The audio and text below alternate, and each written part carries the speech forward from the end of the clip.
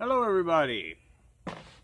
Uh, Now, I thought we would talk about Amberlynn and her mental health journey. I have to admit, it's amazing at what she managed to accomplish in just one visit. After it took me months to get into where I'm at now, I got one diagnosis quick. They had the therapist, the main therapist there meet me, another therapist, their assistance person, and they asked to have another person set in for training purposes, and I said sure. They were willing to diagnose PTSD the first day. For one, just I could physically show them my physical scars, and they could see that. So they were willing to say that on day one, but over the next weeks, that was backed up. That just wasn't, oh, you have PTSD, have a nice day, ma'am, or sir in my case. No, that was backed up. Week after week after week, every week after that. Until it could be said definitively. Now, my other diagnosis came over time. Not one magical visit. Now, excuse me. Now, to get in a psychiatrist here is very hard. There's one here that is a psychiatrist and a neurologist. That's what they wanted to get me into for the first place. I ain't never seen him. I will never likely see him because he is that booked. So they tried to find me someone else, and it took quite some time. I know of one woman psychiatrist in the area. There's probably more, but I only know of one. Because that was a preferred to what they were looking for me, was a female psychiatrist over a male psychiatrist, and they could not find one. But when they did find one, the minimum wait is 2 hours. At the time, I was having seizures 3 times a day. So after the first attempt at a visit, it pretty much obviously wasn't going to work because I cannot sit in a waiting room for 2 hours when I was in that condition. And that's your minimum. Most people had said in that waiting room was 2 to 5 hours. Now, even at the minimum, do you think that Amberlynn Reid sat in waiting for someone to serve her, Princess Lynn, for 2 hours? And she's not going to tell us all about that 2 hours that she waited? Ho, ho, ho, ho, ho. There ain't no way she would do that. But she wrapped it all in a big bow, and then when people didn't believe her, she came out with her Snapchat rant.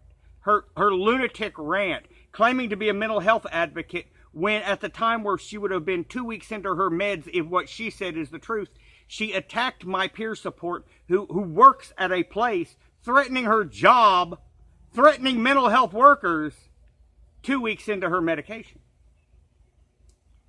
This supposed mental health advocate. So now there's a lot that I can't share with you because of Miss Reid's little crap. Doesn't really sound like she's trying to advocate for mental health to me. Sounds like it's the complete opposite. What she's trying to create is Vulcan's armor and shield against everything. Aunt Tammy tells us she gets stone cold busted. It's mental health, I can't breathe, or my chest hurts. She can't say the last two on YouTube, so it's always going to be mental health. She wants it all in one big pretty package. The world doesn't work that way. My diagnosis was over long periods of time. It took months to get the one for severe depression. Anhedonic probably came after 9 months.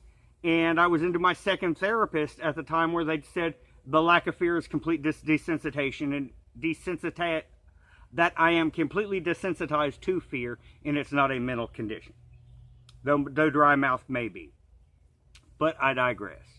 But she comes back with her magical diagnosis that she wants all in a big package so no one can criticize her. Now, those are some really complex diagnoses. Really complex. So what I want to know is how magically she got all these diagnoses in one visit, in one series of questions. Well, it's simple. There is no flat way. This is all fantasy land in her next attempt. Now, her 2 videos on this in a live stream, I will probably go over and rebut point by point, exact by exact. Because it is just flat out lunacy that she wants to throw us this story. And then, if you attack me, I'm a mental health advocate when she is actually attacking mental health advocates, making it harder for people to know about my journey. Well, it's not going to stop me at all, generally, but the woman is a hypocrite. She is a pathological liar. One of my closest friends, he was a psychopath. He was a pathological liar. And I'd watch him do it to the whole world, and he thought it was funny. And he would say, as long as I make some kind of doubt, that was always his game. He wanted to put that doubt in someone's head. Well, how do you know? That's what he would always tell me. And I'm like, I don't have to know. I just need the preponderance of evidence to jump over on top of you if we have a disagreement. And that kept things in line between me and my buddy who was a psychopath.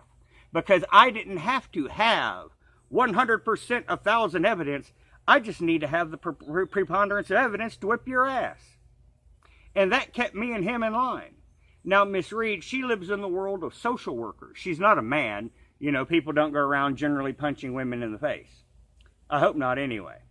But Miss Reid grew up lying to social workers, and that's all she thinks of us is. Just another dupe. All she has to do is create a little doubt, and she's always on the line now for the new sucker. You know, we have seen that her whole past. I saw recently some of her early Snapchats, and, well, that's the same psychopath always. She reminds me of my old buddy, except she can't throw a punch. But that's her game. Create a little doubt here. I remember Victim Lynn. This is another attempt at becoming Victim Lynn, of creating her shield. And it is another sad attempt. Because if you say anything now, you're a hater. I'm a mental health advocate. Well, what have I been doing since I started this channel? I've been sharing it all with you as I go. And will generally be continuing on to do such. But it's magical how she's got these diagnoses. So, I mean, one trip, you know, there's no way. There is physically not enough time to have asked all the questions to have got to these complex diagnoses all in one magical visit. It's magical horseshit. You know, it's Fantasyland little girl stuff because we have these two little ego stumps. After all, she is Princess Berlin. In her mind, that's all she is a princess. And we just don't appreciate the princess. But really, there's nothing to appreciate. She don't understand she's the freak show. And it's sad that it is that way, but it is what it is. I didn't create the world. I'm just living in it. But Amberlynn wants to create her own world and then force the rest of us to live in it. And on that, I will conclude. Have a good day, everybody. And good night.